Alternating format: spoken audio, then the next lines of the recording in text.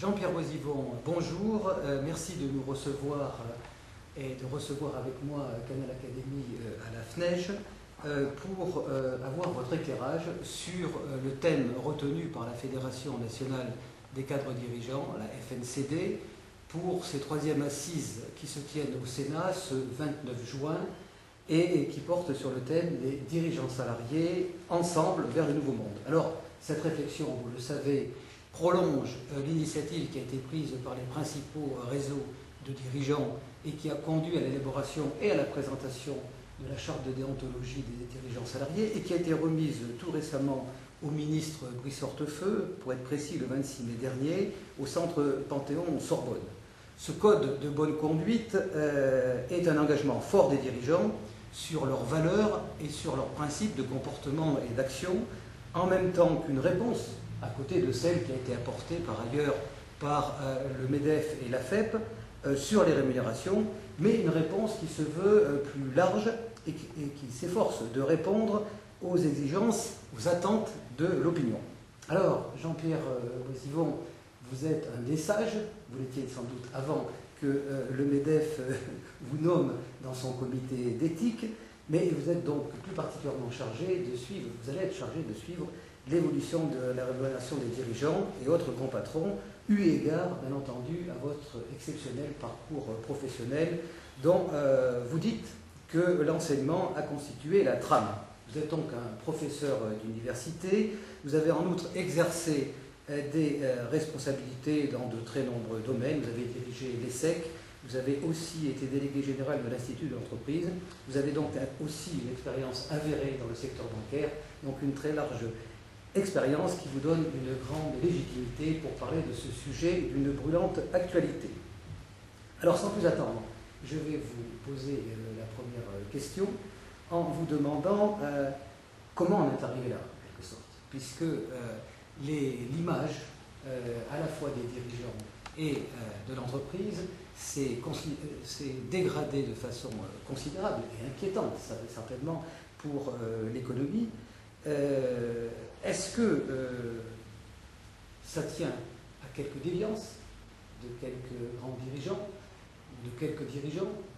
Est-ce que ça tient, si on se place dans un cénacle plus franco-français, à, comment dirais-je, à la réticence que peut avoir l'opinion face au pouvoir et face à ce qui est attaché au pouvoir, à savoir les dirigeants et l'argent?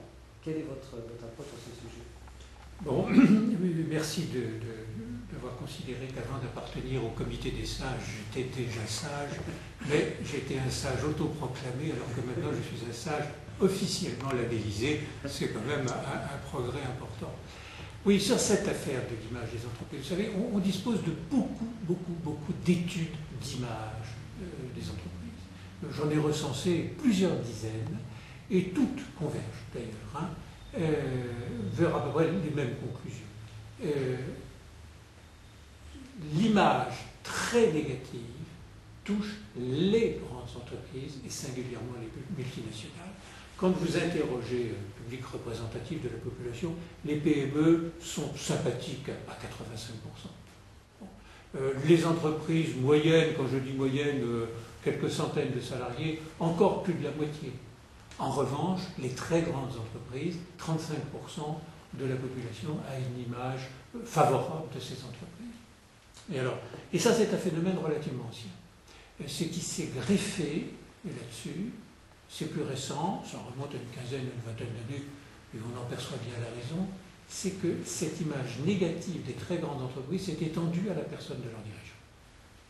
Ce qui fait qu'on se retrouve aujourd'hui dans une situation qui est, je crois, préjudiciable pour l'ensemble de la société et pas simplement ces entreprises ou leurs dirigeants. On ne peut pas considérer qu'un divorce de cette ampleur entre l'élite économique de la société et l'ensemble de la société puisse se maintenir sans causer des dommages pour tout le monde. Tout à fait. Et c'est justement la raison pour laquelle le corps des cadres dirigeants salariés a réagi, puisque cette dégradation d'image pesait aussi sur leur propre image, alors qu'ils constituent l'écrasante majorité de l'équipe de direction. Alors, Merci pour ce diagnostic très, très précis. Mais, alors pourquoi? Voilà, pourquoi? Alors, évidemment, il n'y a jamais une raison qui explique une situation sociale et surtout aussi profondément enracinée.